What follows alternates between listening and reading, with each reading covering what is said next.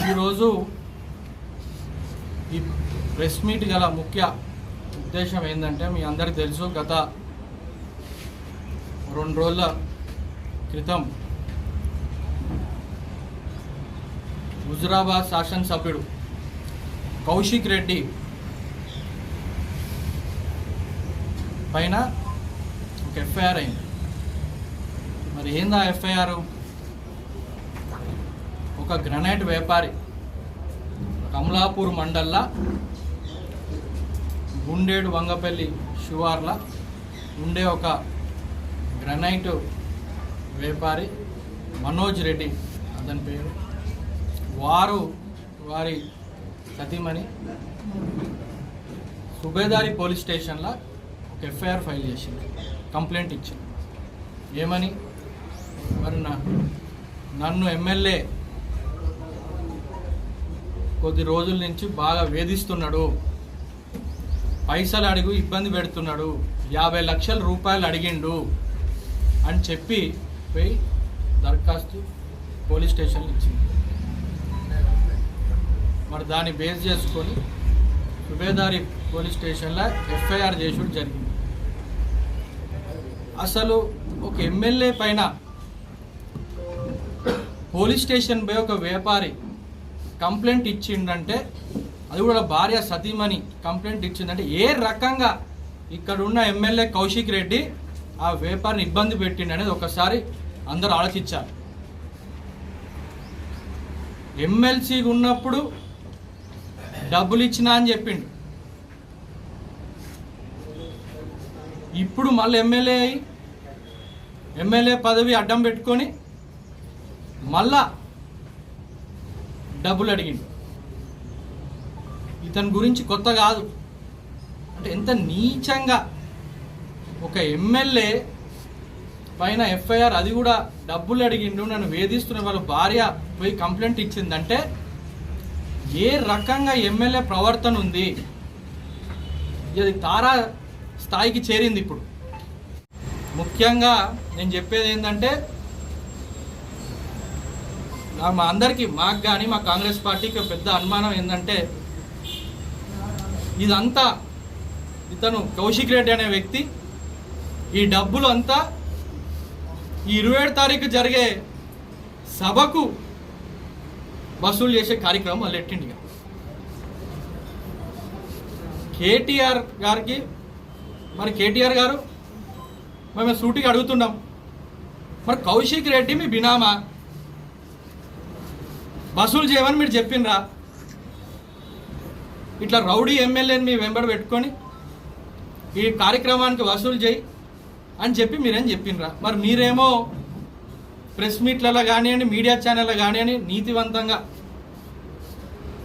రామారావు అని చెప్పుకున్నాడు, మరి రాముడు లాగా మీరని నీతి వాక్యాలు మాట్లాడుతున్నారు. మరి ఇక్కడ ఉన్న ఎమ్మెల్యే రావణాసుడు లాగా పిక్క తింటుండే అందరిపైన పడి దోచుకుంటున్నాడు. అంటే దీని అర్థమైంది, రావణాసుని వెంబడేసుకున్న రాముడా కేటీఆర్ గారు?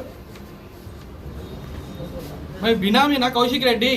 డబ్బులు వసూలు చేసి ఇప్పుడు కాదు, మరి అతను ఎమ్మెల్యే, మీ ప్రభుత్వం ఉన్నప్పుడు, ఎమ్మెల్సీ ఉన్నప్పుడు, విప్పు ఉన్నప్పుడే మరి అతను డబ్బులు వసూలు చేసిండని చెప్పి ఆ వ్యాపారి చెప్తున్నాడు.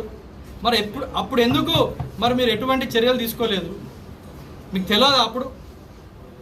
అప్పుడు చేసిండు, ఇప్పుడు చేసిండు వసూలు కార్యక్రమాలు. అంటే ఎటు పోతుంది ఈ సభ అంతా? మీరు వసూలు చేసి 10 ఏళ్ళు దోచుక తిన్నారు.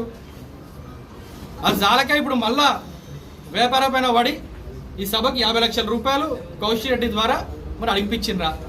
మరి ఇట్లాంటివి ఇంకెన్ని చూడాలి? ఇది ఒక్కటే కాదు. నేను చెప్పేది ఏంటంటే, ఒక మహిళా గవర్నర్ని తిట్టినప్పుడు మీరు స్పందించలే, ఒక జర్నలిస్ట్ అని కొట్టినప్పుడు మీరు స్పందించలే, మీరు ఒక కులాన్ని, ఒక ముదిరాజు కులాన్ని వారిని దూషించినప్పుడు మీరు స్పందించలే, సొంత విప్పు ఉన్నప్పుడు ఒక దళిత సామాజిక వర్గానికి చెందిన డ్రైవర్ని అతను దూషించినప్పుడు మీరు స్పందించలే, ఒక సహచర ఎమ్మెల్యే మీటింగ్లా మొన్న కరీంనగర్లో చేసుకున్నప్పుడు మీరు స్పందించలే. ఇప్పుడు ఒక ఎఫ్ఐఆర్ మహిళ, అది కూడా వాళ్ళ సతీమణి భార్య మెట్లెక్కి మన పైసలు ఇవ్వకపోతే చంపుతా అన్నప్పుడు కూడా మరి మీరు స్పందించకపోతే మరి ఎటు పోతుంది? మరి దీని అర్థమైంది అంటే గుండా రాజకీయాలకి మీరు తెరలేపుతున్నారా? మీరు చదువుకున్నారు, మీరు అన్నీ బాగా నీతులు మాట్లాడతారు కదా, మరి దీన్ని ఎట్లా మీరు సమర్థిస్తారు? ఖచ్చితంగా దీన్ని సమాధానం చెప్పాలని చెప్పి మేము డిమాండ్ చేస్తున్నాం. అదేవిధంగా ఈ ఎమ్మెల్యే రాజీనామా చేసి హుజురాబాద్ నియోజక ప్రజలకు క్షమాపణ చెప్పాలని మేము డిమాండ్ చేస్తాం. ముఖ్యంగా చివరిగా నేను చెప్పేది ఏంటంటే, కేటీఆర్ గారు పదే పదే మాట్లాడుతున్నారు, ఇప్పటికిప్పుడు ఎలక్షన్లు పెడితే ఇక బీఆర్ఎస్ పార్టీ నాయకులు పెద్ద నాయకులు అంటున్నారు, ఇప్పటికిప్పుడు ఎలక్షన్లు పెడితే మా ప్రభుత్వమే వస్తుంది, టీఆర్ఎస్ఏ గెలుస్తుంది అని అంటున్నారు. మేము సూటిగా ఒకటే చెప్తున్నా, ఇవన్నీ కాదు, ఇది తేల్చుకుందామంటే మీరు ఏం చేయండి, మీ కౌశిక్ రెడ్డి ఇప్పుడు రాజీనామా చేయమని చెప్పండి. ఇప్పుడు మీరు రాజీనామా చేయమని చెప్పండి. బరాబర్ డిపాజిట్ వస్తే టీఆర్ఎస్కి హుజురాబాద్లో డిపాజిట్ వస్తే మీరు దేనికంటే దాన్ని ఒప్పుకోండి, గెలుమని చెప్పండి. ఇప్పుడు కౌశిక్ రెడ్డి రాజీనామా చేసి మొత్తం ఎందుకు? అన్నం ఉడికిందా లేదా ఒక మెతుకు చాలు. మరి ఇన్ని ఆరోపణలు వస్తున్నాయి అతని పైన, మీరు అతన్ని రాజీనామా చేయమని చెప్పండి, తెలిసిపోతుంది కదా ఎవరికి ఎంత సత్తు ఉందో. మరి మా ప్రజాప్రభుత్వం కాంగ్రెస్ ప్రభుత్వానికి సత్తా ఉందా? మరి మీ అబద్ధాలు పూరితంగా విషపూరితమైన ప్రచారాలు సోషల్ మీడియాలో చేస్తున్న మీ టీఆర్ఎస్కి సత్తు ఉందా అనేది కుల్లా తెలిసిపోతుంది. మరి దానికైనా మీరు స్పందించాలి అని చెప్పి నేను డిమాండ్ చేస్తున్నాను.